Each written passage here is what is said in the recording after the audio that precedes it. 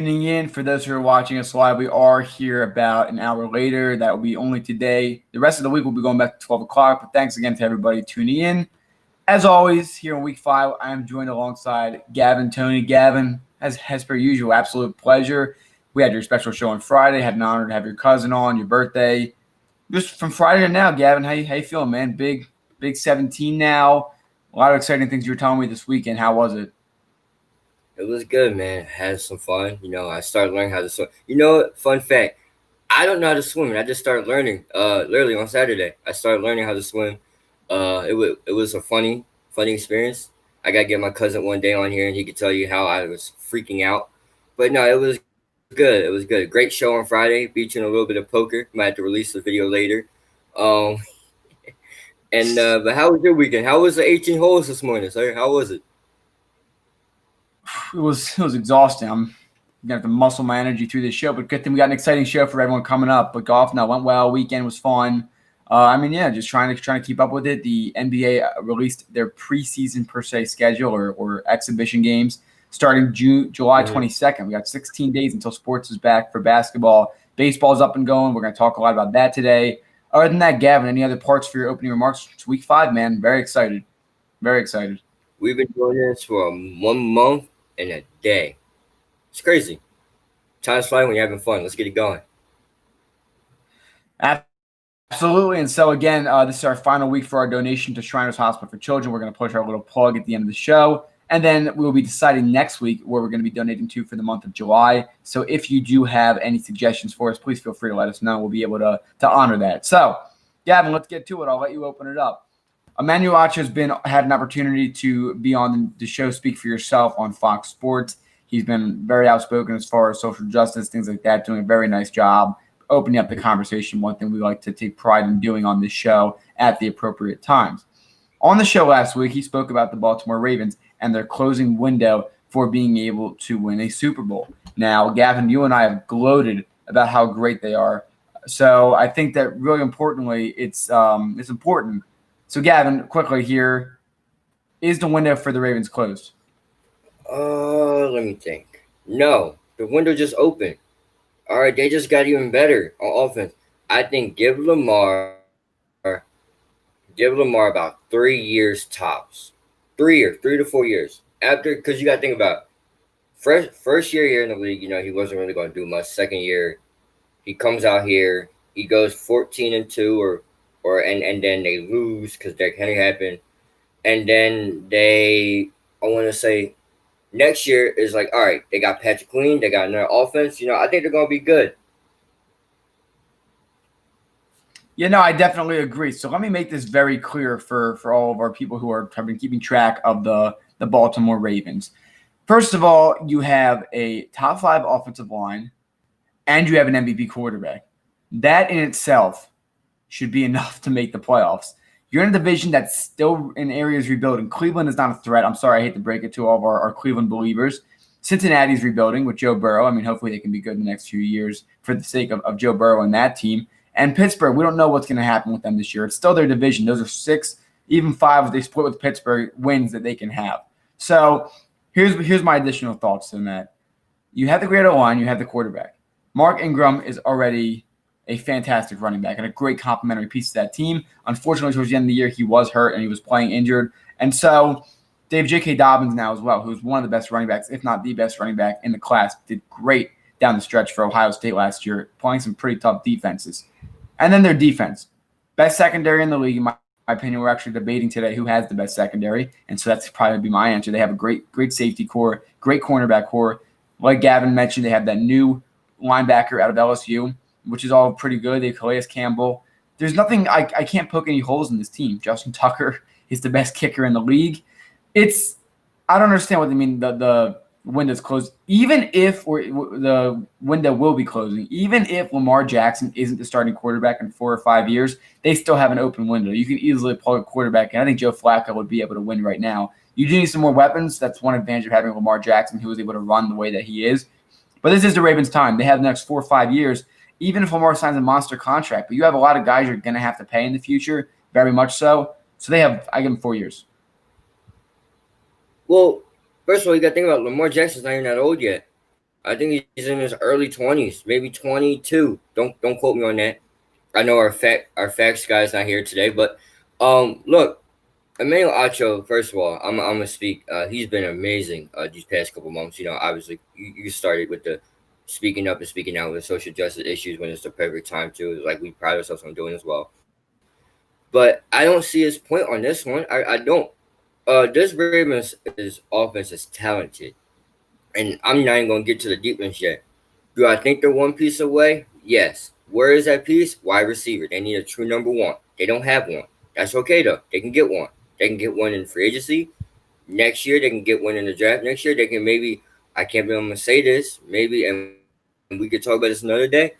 They might have to get Antonio Brown too, if he has some sense. I know that sounds crazy, but if he has some sense, that might work. I don't think the Pittsburgh Steelers. I think the Pittsburgh Steelers is on a decline. Like you talk about the Packers, I say the same thing about the Steelers. Um, Cleveland has no hope. Okay, there's a guy named Baker Mayfield and Freddie Hitchens or whoever is your uh coach now is running that. That's the reason why you're not going to the playoffs. Sorry, all my Cleveland Browns fans. And Joe Burrow just got here, just got to town, so we don't know about him yet. So we just gotta wait and see. So I think the AFC, the best teams in the AFC are the Chiefs, obviously Super Bowl winners. Then you can go the Ravens. Some days you can go other way. But here's one thing I want to point to you, or point at you real quick. People think that because Cam Newton is, is in Foxborough now, it's going to be insta top three. I don't see the Patriots as a top three team. I don't. I see someone else as a top three team. Maybe I see Tennessee as one. All depends on how Ryan Tannehill comes out this year to give him money. But back to the Ravens. This team is so talented. You go on the defense, it gets better. I know later in the show we're going to talk about best secondaries, arguably the best secondary, if not the best secondary. I do believe there might be another one, another team that I might have to bring up to you guys later. But you got Calais Campbell, you got Patrick Queen, Marlon Humphrey. I still believe this team's in the runner up to get Jamal Adams somehow. Earl Thomas is there. Marcus Peters is there. So Zach, my question for you is, do you agree with Manuel Acho? Because I don't see it. I don't see his point anywhere. At some point, you got to pay Lamar. At some point, you have to pay some guys in the secondary, depending on if Jamal Adams comes. That'd be pretty hectic. I always say this with any team, and this is not an exception, except for maybe a team like Patrick Mahomes. You're not going to be able to get discounted guys here. It's not going to work like that. Unless you have true confidence on Mark and throw the team on the back, you're going to want to pay some of your role players.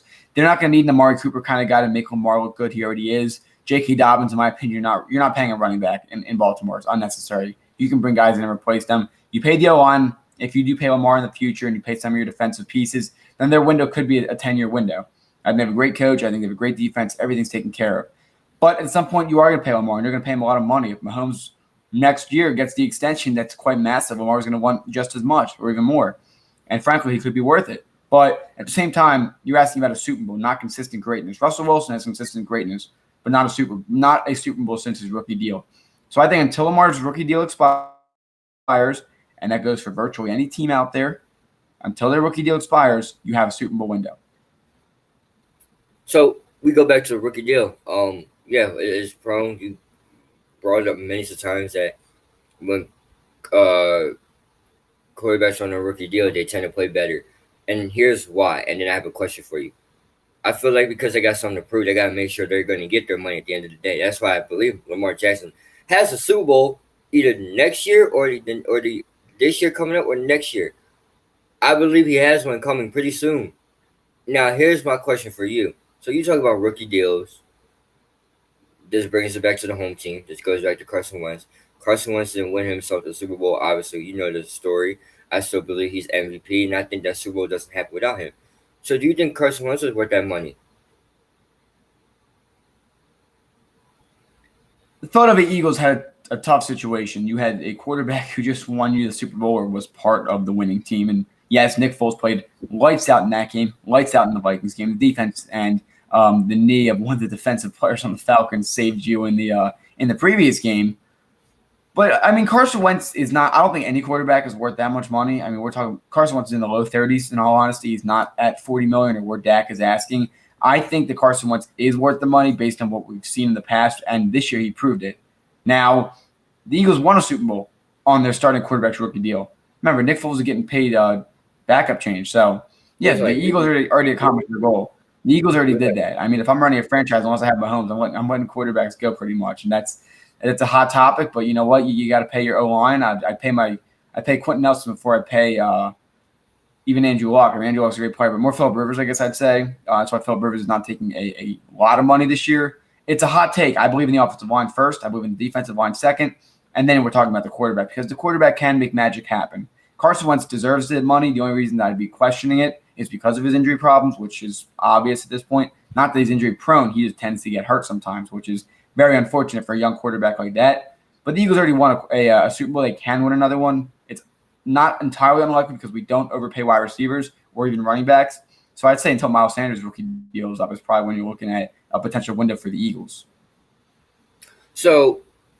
This is my final remarks, last statement on here. I think the reason why you go out and you go pay guys like Lamar Jackson and Patrick Mahomes, they just reinvent the game again. Obviously, Michael Vick was the first ever Lamar Jackson, but better, way better. But he was a game changer. Before you had very few mobile quarterbacks. You know, the pocket passer was ideal. John Elway, Joe Montana. Then you come in, you got Steve Young, Randall Cunningham, and then Michael Vick. Then you go back to like the Peyton Manning and Tom Brady were pocket passers, and now you got the guys that could do both pocket passing, like Pat Mahomes, and you got the running like Lamar Jackson. But both those guys had the dual threat, and that's what's different. That's what makes this is why the quarterbacks are going to get paid so much, because some of these quarterbacks are dual threats now. Kyler Murray, watch. I hope he does well this year because I'm high on Kyler Murray this year. He's a dual threat. Russell Wilson, dual threat. Aaron Rodgers doesn't have the speed on the low end of his on his timeline in the NFL. I don't think he was worth all that money they gave him. I think he should have been low, like you said, low 30s. I think maybe even low 20s, mid 20s maybe. But look at the game. Look at the game. It's dual threats. But these guys got both. Like they are like the new prototypes of the dual threats. Deshaun Watson, Josh Allen, Sam Darnold sees ghosts. I don't know if you can call him a dual threat. Um, and then, that's why I feel like the game, and that's why the quarterbacks are getting paid more because they do more, and plus they're protect. No, you made a good point. And I said this before. On the show. You talk about a guy, Carson Wentz. Look who he's working with at the end of the season. He proved he doesn't need Amari Cooper. You don't need to pay a guy. You can get a nice player. You can get a veteran on a discount who's not going to get hurt, which the Eagles suck at doing. Sorry to all those guys who have been hurt over the years, even Alshon. But you don't need to overpay for a wide receiver. The Cowboys needed to in order to make Dak look good. A player that can replace a certain caliber on that team because of their accuracy, because of their playmaking ability, because of their leadership is worth more money. Tom Brady, leadership. Lamar Jackson proves you don't need to pay a lot of money for a running back. You can replace them. Patrick Mahomes proves you don't need all the great wide receivers. Now, yes, he's never had fully depleted weapons before, but he's been close to that. He's got Travis Kelce there. Yeah. For a team like the Eagles, you really don't – like I'm not paying Jalen Reagor top dollar after this. You don't need to. Let him walk and draft another guy. I mean, this is assuming that he does break out and plays well. What I'm saying is for teams like this where you don't need a cornerstone for them to succeed, where they've had different weapons, different running backs, different O-lines, different scenarios. Carson Wentz has proved it. Patrick Mahomes has proved it. Lamar Jackson is pretty confident he's going to prove it. Dak Prescott is a talented player, but when Zeke's not in the game, they're like 1-7. And when Amari Cooper's not there, his completion percentage is like 7 or 8% less. Carson Wentz isn't touched, whether or not a guy like Alshon Jeffrey, who I guess you consider his number one receiver. You had Dorial Green Beckham his rookie year, and then you had Alshon. That's who's number one receiver, is his most consistent receiver. Because we know the Nelson Aguilar deal. Gavin, I'm sure you know that quite well too. Yeah. So I'm going to be honest here. If you can carry your team, if you can prove that you can throw your team on your back, they're going to invest in you. If you need more pieces around you, you're not worth top dollar. You can be worth 20-some million. You should be getting paid, but don't get paid to the point where you miss out on getting a big piece if you can't be the big piece. In these team situations, their quarterbacks are the big piece, and these are good decisions to make. Final remarks from me as the glorious phone rings. I think the thing about Patrick Mahomes and Lamar Jackson is I can see your point. You know, you don't need to really pay these guys all their money because you got pieces around them. But look at the pieces they came into. Lamar Jackson, you get Mark Andrews, you get Mark Ingram joins you. You get J.K. Dobbins, you got Hollywood Brown, who honestly they need no wide receiver, but that's neither here nor there. You got the defense. Same thing with Pat Mahomes. You got the defense. You got like I can see why these guys don't need 200 plus, but I can see why they want to give them 200 plus. I can see it. I totally When yeah, sorry about that. So when Dak Prescott had Des Bryant, had Cole Beasley, had a few other good pieces, and Zeke, who was young, offensive line was fully healthy, had Travis Frederick, 13-3. Year after that, 9-7 missed the playoffs. Year after that, you get Amari Cooper 10-6. This year, Amari Cooper gets locked down the entire game. He has Michael Gallup and Randall Cobb and Blake Jarwin and Jason Witten and Ezekiel Elliott and Tony Pollard. They go 8-8. For a guy like Prescott, and I don't mean to stab Prescott here. I love Dak Prescott as a person. I think he's actually a really good guy. And as an Eagles fan, it's kind of funny to say that. But he hasn't proved that he can throw that team on his back. So do you get what I'm saying, Gavin, where you have elite quarterbacks who can carry their team, and then you have good quarterbacks, the 23 to almost 30 million, 28, I think 23 to 28 million. I'd pay Dak in that range. That's what it's worth because you need to pay Amari. You need to pay Zeke. And let's trace it back to the original point with Lamar Jackson. So hold on. Yeah, so with Lamar Jackson, you should pay him 29, 30 million. He should be on the border. He's a great player. They're going to pay him a lot more than that. But if you want, I would say to Lamar, if you want to have an opportunity where your defense is keeping the score low so you don't have to do as much work, or if you want to have Dobbins here, if you want to have Brown here, take the pay cut. Otherwise, you're going to need to throw this team on your back at times. And that's why, for the most part, these guys don't win Super Bowls after the rookie deals because they simply can't afford to put enough pieces around them to succeed. And that's what the rookie deal is. Do I have a bad quarterback? Do I have a good quarterback that needs pieces? Or do I have a great quarterback that can do it not necessarily himself, but with some basic help, and then he can throw the team on their back when they need to. Same way Tom Brady did it. Took a family discount for a long time. Allowed them to get Julian Edelman. Allowed them to get Stephon Gilmore a few years ago. Allowed them to get Lawrence Guy. Allowed them to extend James White. Allowed the O-line's paid very well in New England. I've said this before on the show. You go to New England to get a ring. You go somewhere else to get paid. In the offensive line situation, you go there to get paid and to win a Super Bowl. So those are my thoughts as far as how I would build a team. Gavin, what are some thoughts on that? Final thoughts from me. You look at a team like the Ravens. I look at a team like the Ravens. I'm like, well, wait a minute, Lamar. Why would we pay? Let's try to keep this band together. You know what I mean? Let's keep the band together. Same thing with the Chiefs over there. They were lucky they were able to bring back everybody, all 10 players that they were supposed to leave. And the Mahomes hasn't been paid yet. Same thing with and I think now that's my thing. If you have players around you. I wouldn't pay my quarterback that much. I'm trying to keep those players around, especially if they had success. Like if they do the same thing last year, maybe not 14-2, maybe they go 13-3, 12-4. They had the same success like last year. I would honestly, I would bring them. I would be like, hey, wait a minute, Lamar. We had the great success with these guys 2 years in a row. So can we not give you? Let's go around the 30 million range. Let's put you in the low 30s, and say.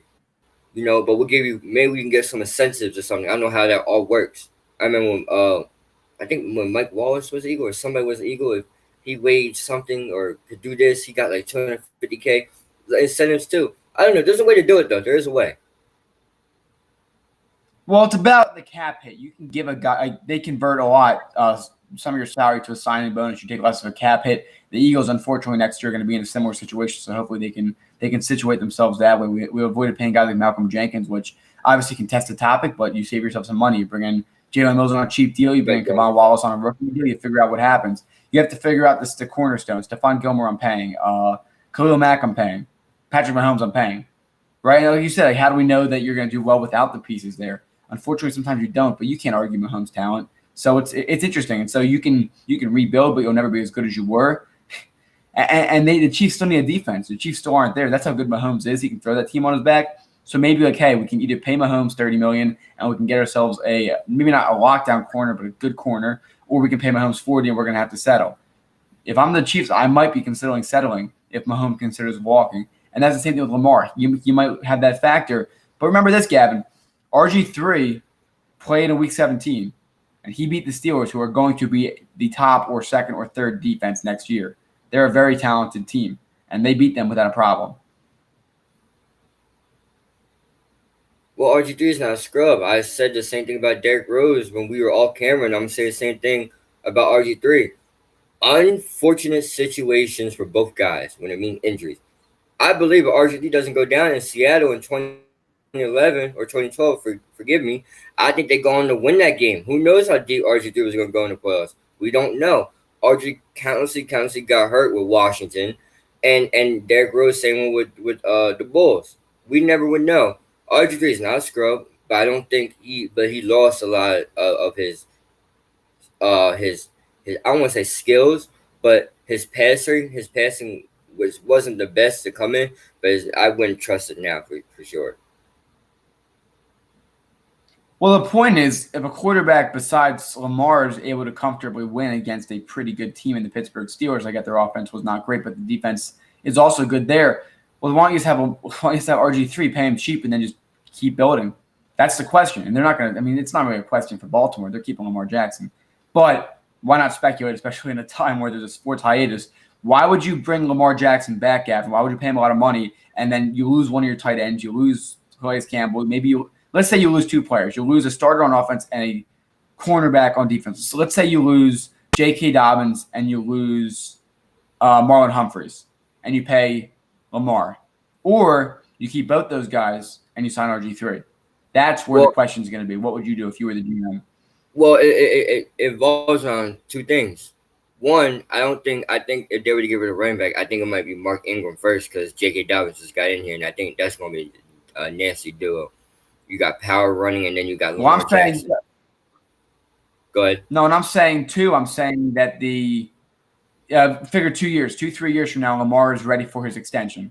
J.K. Dobbins is going to be on his last year before maybe he gets a big contract as well. I don't know why you pay a running back. Maybe he'll be similar to McCaffrey and even possibly Miles Sanders.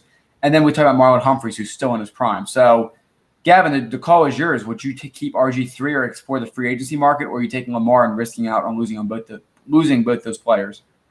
Well, I'm gonna take them. Well, the easiest decision would be for everybody. Like, well, I'm gonna get rid of Lamar and and get RG3 and keep the other two.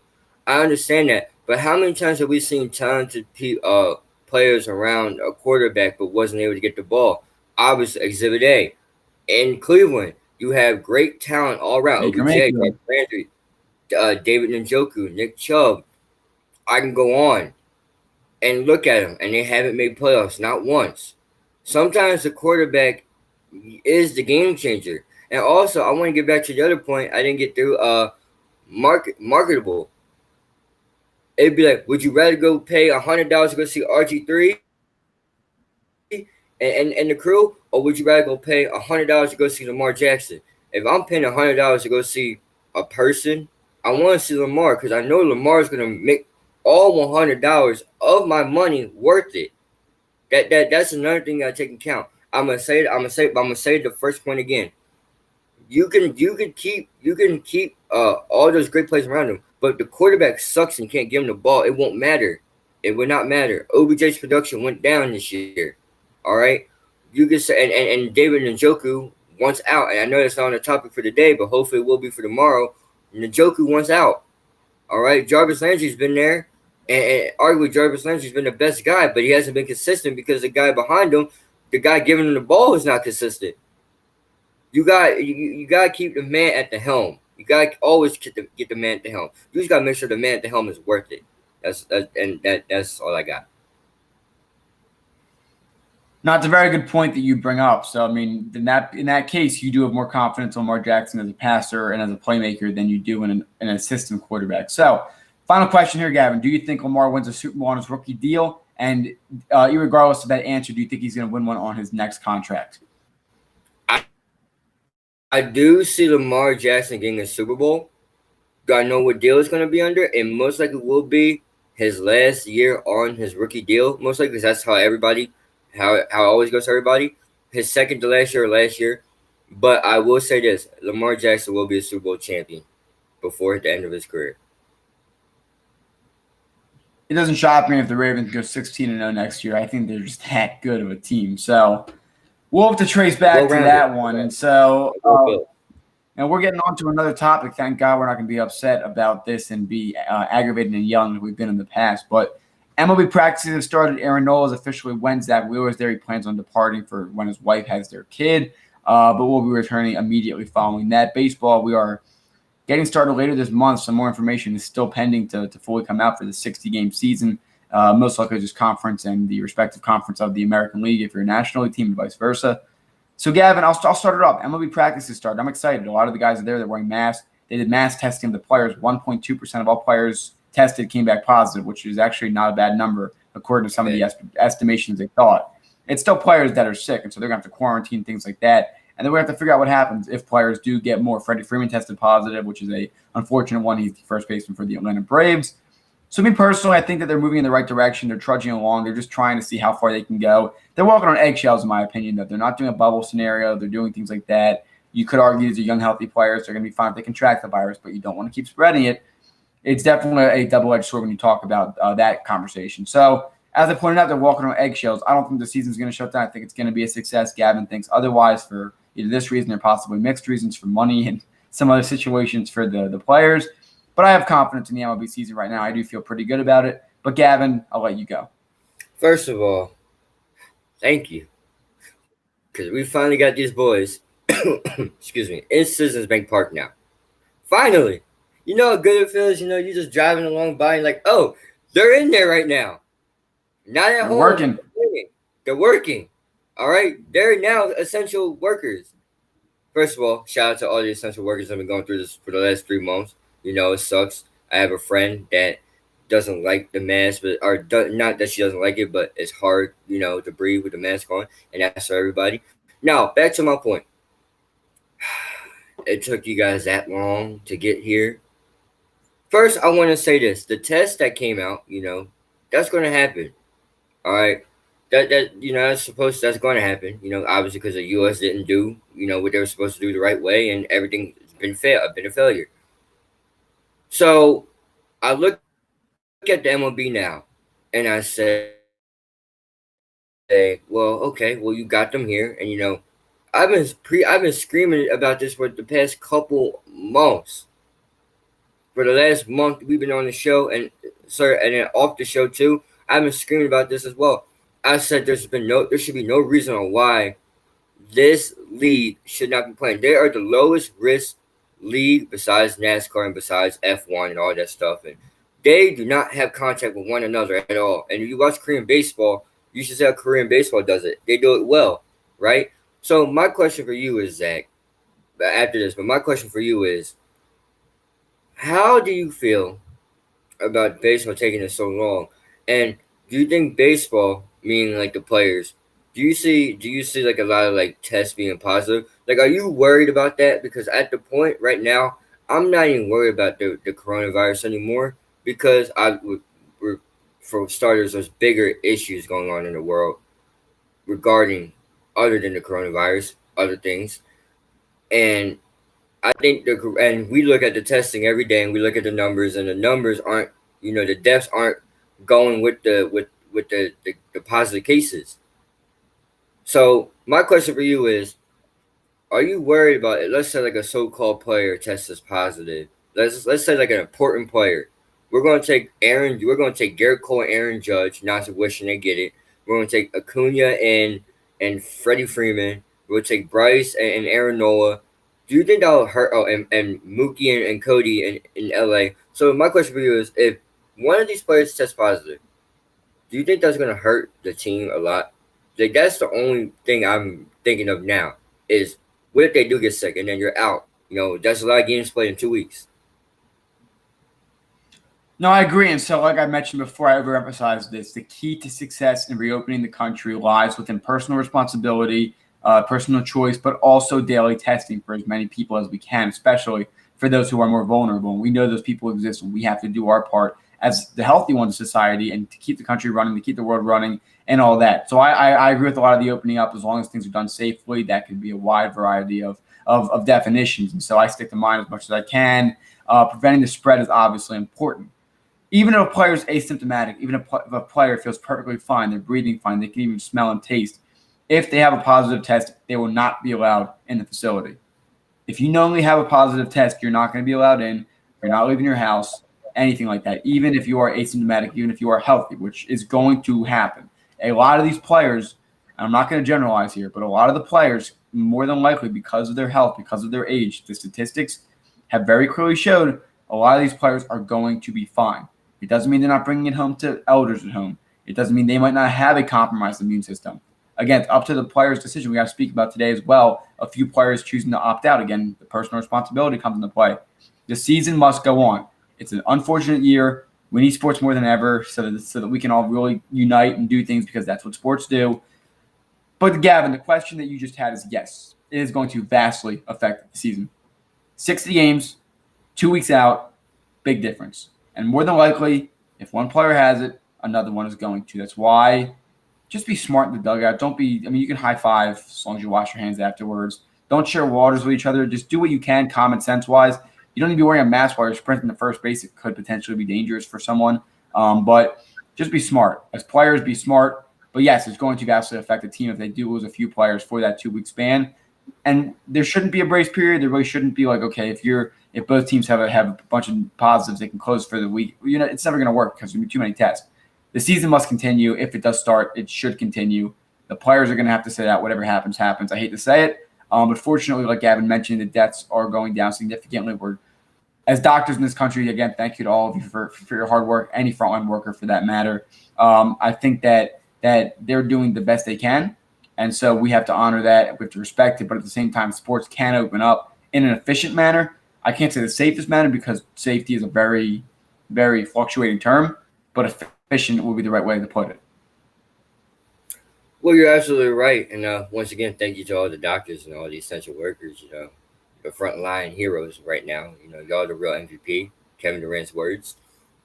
And going back to it, these baseball stadiums are huge. You don't have to sit in the dugout. You don't have to. Korean baseball, I know they are. I know they are sitting in the dugouts, but you don't have to. You can sit in the stands. You can sit in the lower level. For us, it'll be the Diamond Club. You guys can social distance there too. It's so easy. This is why I get annoyed with MLB. I said it once, I'm saying again, this is probably the lowest contact sport there ever is in all sports. Basketball, you're always brushing up against somebody. In football, you're tackling somebody. Mixed martial arts, you're punching someone in the face. Zach, the only hand-to-hand contact, and correct me if I'm wrong, is right from pitcher to the catcher, back to the pitcher, and then from the outfield, catching it, back to the infield. That's right. That's only hands, right? It's not that serious. No, and I agree. And I don't want to speculate. I think a lot of the concerns. You go ahead, Gavin. No, I was just saying, it's just not that big of a. I mean, it's a big deal, but honestly, what the media won't tell you guys, or what the news won't show you guys, is they're just trying to keep everyone scared. You sat in the house for 2.5 months, 3 tops, right? It's summertime. July 4th just happened. I don't want to say no one cares, but I think people at the point where they're forget it. I'm at the point too where I'm like, if it happens, it happens. It's not going to go away anytime soon. Good point. No, very valid. So obviously we're not going to sit here and say we're not taking the virus seriously. But like Gavin said, unfortunately it's inevitable. Staying inside is only going to delay the effects. But if you're someone at risk, if you're someone that we know is not, if you get the virus, you might not be able to make it, or you might be severely damaged or hurt physically, may need a hospital visit, something like that. You should be protecting yourself. Definitely, we should as a society protect you. But we also have to pay our due diligence as for the younger people, the healthier society, to keep the world moving so that there is a life to return to after the pandemic is over. And similar to the viruses, this virus will also start to fade. Hopefully we can have prevention measures much stronger in the future. But if I was someone who was older and I have a weakened immune system, I would want the economy still to be up and running. I want pizza shops that need to feed their families to be up and running and making money. And I want sports up and running because that's important too. We're talking about the billionaire owners. What about the employees in the stadium who aren't going to be able to serve food this year, but maybe if they're getting a small salary and everything like that? We don't think about that. I get it. We all talk about billion-dollar companies paying their fair share. But there's employees there too. And those aren't just numbers. To the company, it might be. But those are people who go home to their wives, their husbands, kids, family, parents. Those are people providing for their families. We can sit here all day and talk about how different people make money and the unemployment rate and get political if you want. I don't really care about that. I just want people to have money so they can afford to feed their family. That's what matters. So it's not that baseball is feeding into the $330 million man or the few $1 billion man and Mr. Middleton in the front office for the Phillies. It's about the workers who are cleaning the field, who have that skill to keep the grass cut and to do all that. Those are frontline workers. Those are people doing what they can. Even the people that serve food during the regular season, who, if they're getting something right now or being compensated for doing different work for the team, that's what matters. Life has to continue. It can get a lot worse if we shut down the economy again. Trust me, it will. We're not denying that the coronavirus is real. We're not denying that people are dying from it. But there are other elements too, so we need to find balance. The only thing we emphasize on the show, we don't emphasize a political party. We don't emphasize a candidate. We don't emphasize an affiliation. We emphasize balance, teaching yourself, and doing what you can as a person to help advance society, but also make sure you're feeding your family, making sure that you're taking care of your loved ones. Because at the end of the day, for all of us, that's what matters. Well said, and I'm gonna take it even a step further. Like you talked about the workers on the field. I went to Citizens Bank Park multiple times. Zach, I know you have too. We were actually in the same game one time. We didn't even know one time, and also the workers that you meet around, and they're all so nice people. And even the Sixers games, when Michael Rubin said he wasn't gonna pay his workers, I think that was him. That was him. He wasn't gonna pay his workers, and he faced backlash. I was one of those people that were speaking against him because I'm like, well, that's not right. Even though the NBA shut down, all their jobs have been lost. That's why the unemployment. I'm not a political person. I'm not a scientist. All right, I can care either way. I'm a person. You're a person. We're all people. We all have the goal we all have the same goal at the end of the day. You have kids, you gotta make sure they're eating. Families gotta eat. Gotta keep it moving. Gotta keep the lights on. Gotta keep the water running. The essential stuff. Sadly, ladies and gentlemen, when the whole world stopped, the bills didn't stop. The bills did not stop. So, and this goes back to when baseball was complaining about money. This is why I was really upset, because people that aren't working, that do not have any money, that the job would stay closed for a long time, they wouldn't be okay. Vice versa, when you guys were closed for a long time, I guarantee the majority of players in the MLB, not going to speak on anyone in the minors because the minors is a different story, but everybody in MLB, if you guys didn't play not one game this year, you guys would have been fine financially. Pockets would have been like what, 100K shorter maybe. Bryce Harper maybe a million shorter. Come on, please now, come on. You're right, Gavin. And so, like you mentioned, people wonder why we get so passionate about it. Like, yeah, the players worked hard to get there. It's a whole business. It's not just a bunch of millionaires playing a kid's sport. It's a lot of people working. Like you said, at the end of the day, you got to feed your family. So tracing it back, here to baseball, we're visibly upset. Gavin, you started off the bat throwing shade at the MLB for taking so long, and rightfully so. I think we both agree on that. And baseball's a dying sport. It's bad enough. They didn't help themselves. And guess what, Gavin? They're starting at the same time as basketball. And so if the Phillies and the Sixers are on at the same time, Gavin, I'll ask you this first. Who you watching? Is that a question? Look, I love Joe Girardi. I love Bryce Harper. But Maybe like person on screen. But if baseball is on and the Sixers are on at the same time, I'm not watching it. Remember, ladies and gentlemen, summer months, June, July, August, maybe late May too, when it starts getting hot outside, this is their game. They decided to delay their game. They decided to play around with their game. You're coming back at exact the same time as the NBA comes back, and you can't compete with the NBA. That's why the NBA starts around October, where NFL season's kind of getting down. Basically around Christmas time, the NFL season's coming to an end, and Christmas Day. That's why Christmas Day basketball is so huge in America, because Christmas Day basketball, and that's when the NBA starts to get in full gear. Then you think about the Super Bowl ends. What's that? 2 weeks after that, the NBA All-Star Weekend, and then after that, it's playoffs. And then when the finals ends, then it's baseball time. But no, you guys want to run right during basketball time, so it's going to be a problem. Your ratings are going to be really low. They're already low, but they're going to be extremely low this year. They dropped the baton. They had an opportunity as someone whose focus is more on business. This was a huge opportunity for them. If the concerns from the beginning were about safety, it'd be more justifiable. But when Blake Snell spoke back in April, I think it was, or maybe May, about the money situation, I have to go get mine if I'm risking my life. I think that was an obnoxious comment. And again, you can think like that. You have to go get yours at the end of the day. Everybody's got to feed their family. But you put yourself in a hole. And we're 2.5 months later, Blake, and we're still talking about it. So it doesn't look good for baseball. And now they're not even going to be able to compete with the other major sports playing. 4th of July weekend, that's a huge weekend for baseball. There's no All-Star game this year. All right? The things about these sports, NBA, NHL, they already had their All-Star break. You're not. No home run derby for you. No All-Star game for you. You just missed out on 4th of July weekend where they shoot fireworks. Zach, I don't know if you ever been to Citizens Bank Park when they shoot fireworks. It's pretty amazing. If they allow fans next year, we should go. It's a pretty fantastic experience. But you guys missed out on it because you guys are complaining about money. Enough said. They're still disgusting. That's disgusting still.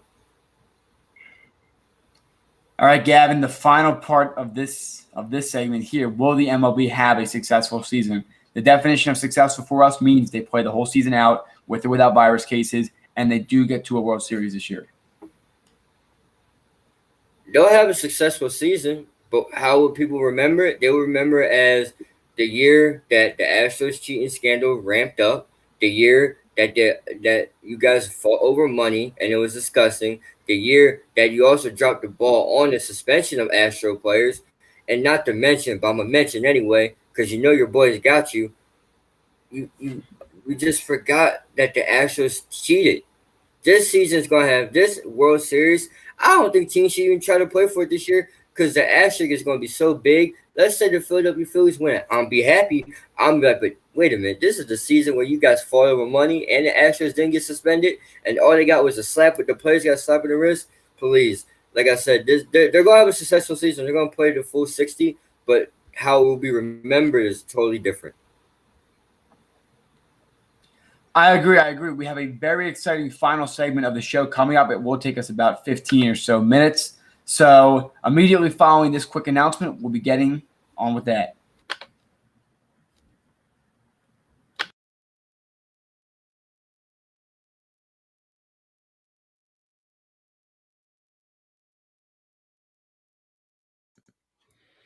Would you like to know how you can support the More Than Philly Sports Talk Show? If so, head down to the comments on our YouTube channel. You will see 2 links there. The first is our Teespring, where you can see a wide variety of apparel products, including our signature product, the More Than Philly Sports Talk Show sweatshirts, offered in a variety of different colors, including gray, navy blue, and more. Finally, we have our Patreon page, where you can become a monthly donation member. 10% of all donations go towards an organization of our viewers' choice. We hope that you enjoyed today's episode, and if you can't donate, that's okay, because you can always share this. Thanks again, folks. Again, Shriners Hospital for Children will be donating to tonight, this month, and we'll be figuring out at the end of this week, actually, we're making the announcement Friday on what organization we'll be donating to this month. So if you do have any suggestions, please send them our way. Again, Gavin, we like to touch on this at least once every show. Our goal is to unite and utilize this platform for any advantages. So prior to our final segment, anything else you wanted to mention on that note, Gavin? No, well, first, let me go on the Shriners. Shriners does an amazing thing down there. They give kids opportunities that they dreamed of having, and you go in there and you basically say, I wanna be able to run, and they'll give you they make prostate legs or for you, and you can practice on working on how to run. It's fantastic. I love everybody down there. They gave me some perfect opportunities, and I took them, and I didn't think that it was gonna work, but it was, and can't thank those guys enough for much they did in my life. And yeah, to touch on the other thing too is, we try to use our platform to speak up and speak out on issues that sadly go around in our country to this day and around the world as well. When the time is right, we will say something, and we will hopefully inspire and motivate others around our community too. It's going to take all of us, not just one side. We're going to need all voices. It can't just be black voices. It can't just be white voices. We need black and white voices. We're in this together. This is our fight. This is our fight versus the fight against our hand. I agree. Now, very, very nice words there, Gavin. Again, we'll continue that discussion as we proceed through the week and as we continue through the show. But other than that, let's get started with how we feel about the new power rankings. Gavin, I'm going to read the team to you in the particular order, and then just give me a quick thought from you, and then I will give you my 3-word thought, similar to how they do it on Fox Sports, the 3-word game. I'll be doing that part. So, coming in at number 1, no surprise there, Gavin, the Milwaukee Bucks. Well, the Milwaukee Bucks before the season stopped. Remember the Milwaukee Bucks, and I have it right here. They won 6 out of the last 10, so they went 6-4. Milwaukee sitting high. Even though Giannis was out, I still believe that's the right. Can they carry the momentum? I don't know. 3 months, it's been a long time since we've seen it, but I think that's the right spot for them. And my 3 words to describe them, I'm not going to explain it, just going to do the 3 words. Carried by Giannis. Coming in at number 2, the Los Angeles Clippers. Gavin, some thoughts?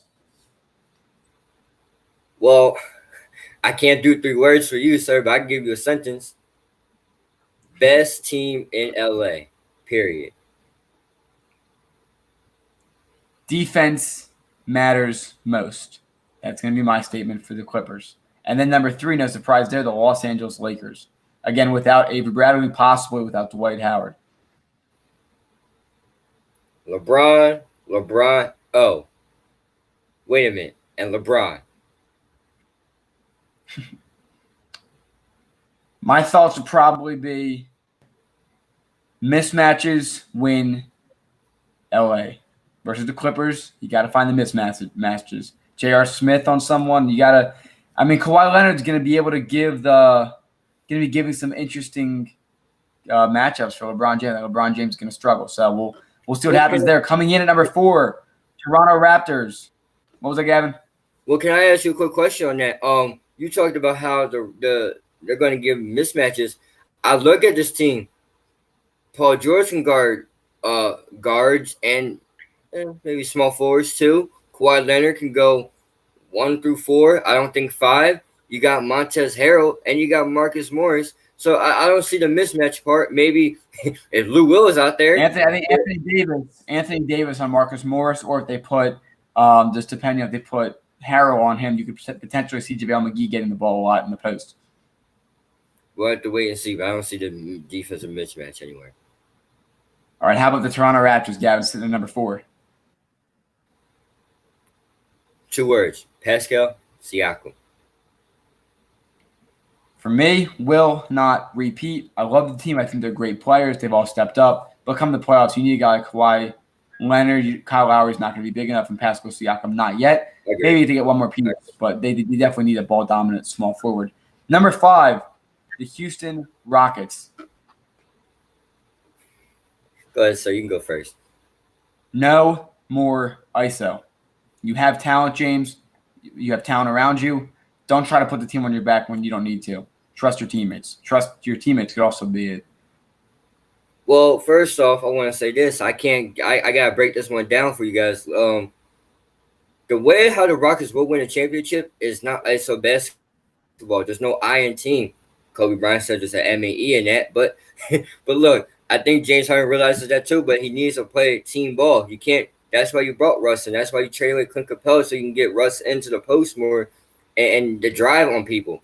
You're arguably the smallest starting 5 in the whole entire league, so you got to show it. You got to prove it. Next point. You can't shoot threes that much. Or no, let me rephrase. Shooting threes is fine.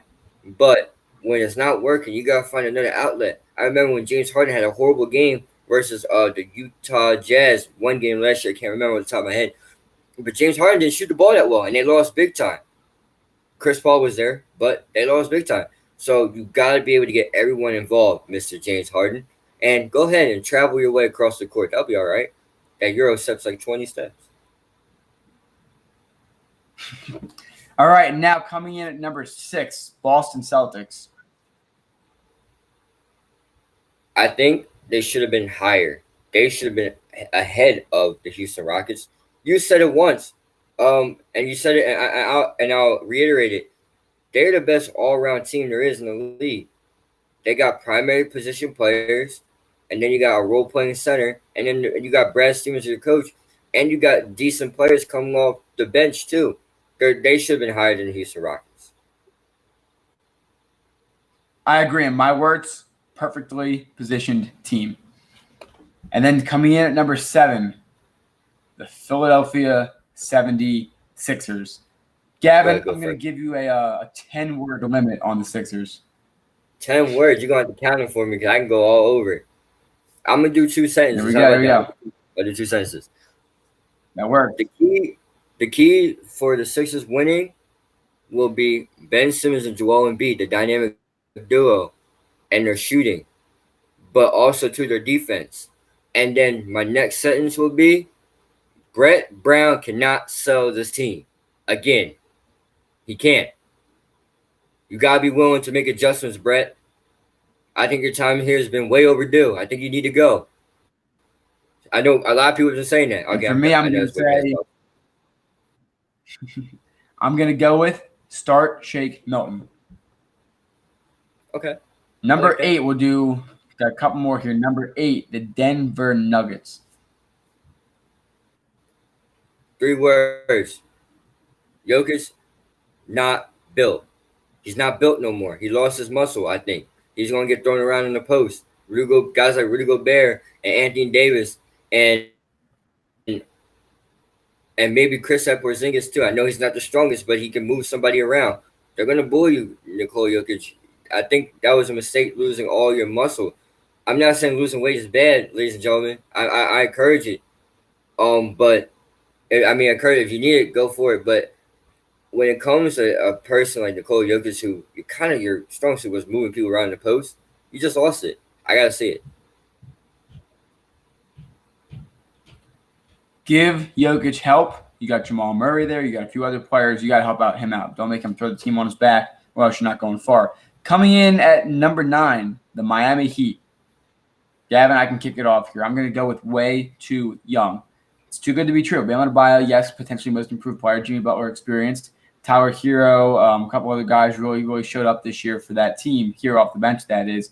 But they're too young. I'm not buying the hype this year. 2 names, Eric Spoelstra and Jimmy Butler.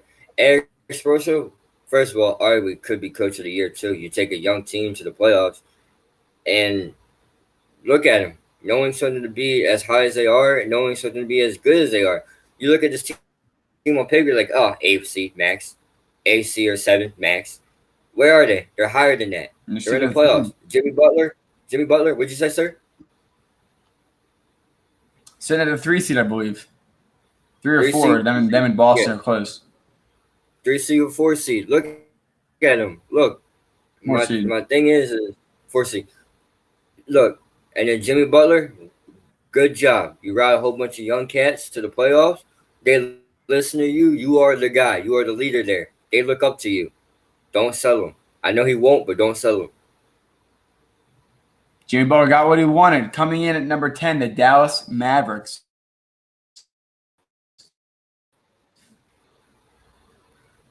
3 words, not enough pieces. There's not enough pieces around Luka Doncic and Kristaps Porzingis, especially to be in the Western Conference. If this is in the Eastern Conference, I said they have enough. But this is the West. I don't think there's enough for them to compete in the West. I do see them making out of the first round, maybe all depends on who they play, but there's not enough for them to keep going all the way. I agree. And so my statement is Luka, be consistent. I think Luka at least should not sell himself. If he can show some potential here in the playoffs, they're in a good position for years to come. Coming in at number 11, the Utah Jazz. They lost Bojan Bogdanovic. That's all I have to say. Enough said there. First round exit. They're done. I have to say this. The relationship between Rudy Gobert and Donovan Mitchell will be put to the test. They say it's fine. I don't think so. You just gave me a virus at the time. We didn't know what it did.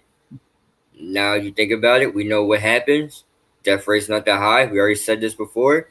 Not saying that you shouldn't go around, hugging people and high-fiving everybody and not washing your hands, because that's not what I'm saying over here. But the relationship is done.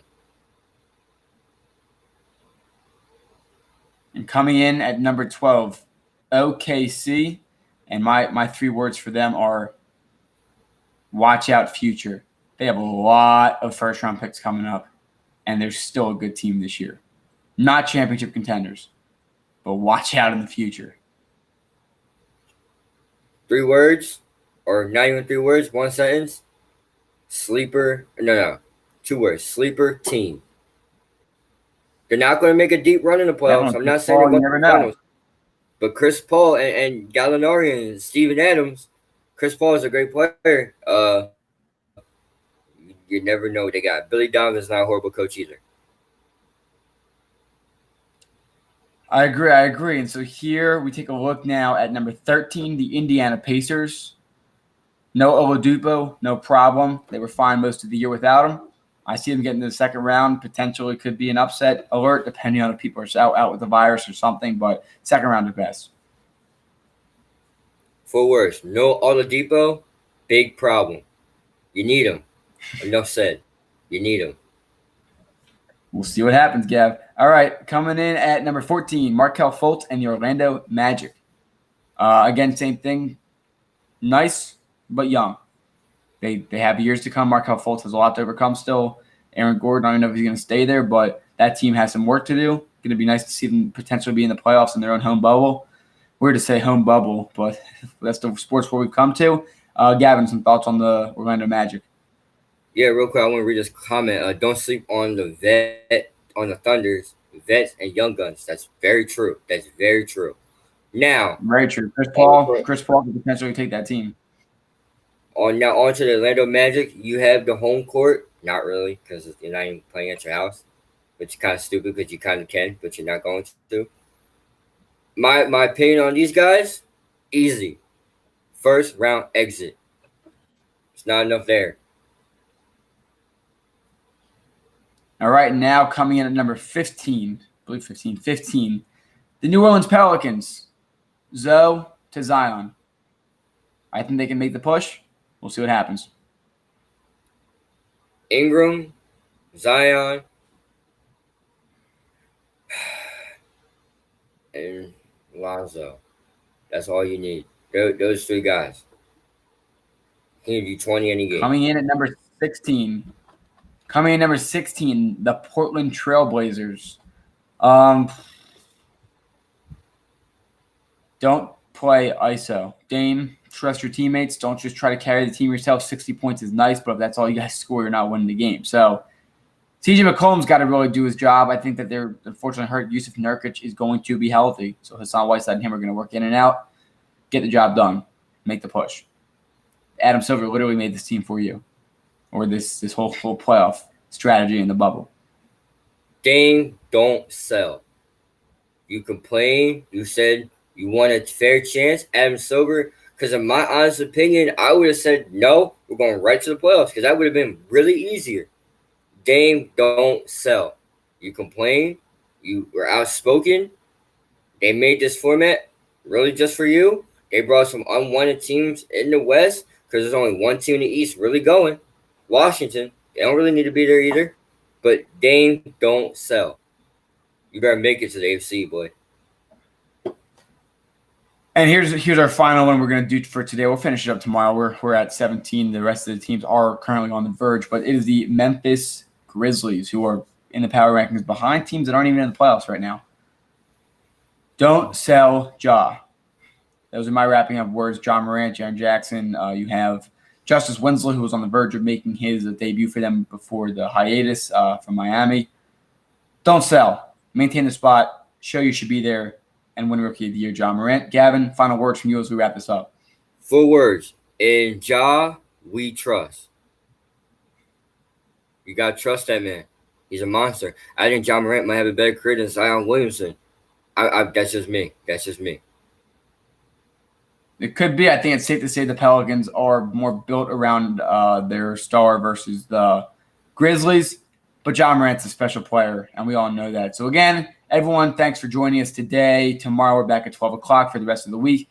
A bunch of exciting guests coming on the rest of the week. We're going to break down some more tomorrow with our guests. We have Dom coming on Wednesday as well. We're going to continue working on it. If you know anyone interested in being on the show, or you personally are interested in being on the show, please let us know. We'd love to have you on. Thanks again, everybody. Gavin, any final statements as we close out today here on this great Monday? Thank you guys for coming. I know a little bit later, throwing a little bit of people off, but hey, you know what? It's all cool. We also have fun. If you like today, make sure you share with everybody. Subscribe to us on Instagram, subscribe to us on YouTube, and follow us on Twitter. More fun things coming soon. We're posting the links there every single day. Go ahead, sir. The month of July is going to be really fun. I promise some fun things are coming pretty soon. Just stay rocking with us, and thanks for all the support through 1 month of the show. Definitely share, like, comment, subscribe, whatever you want to do. Press the bell so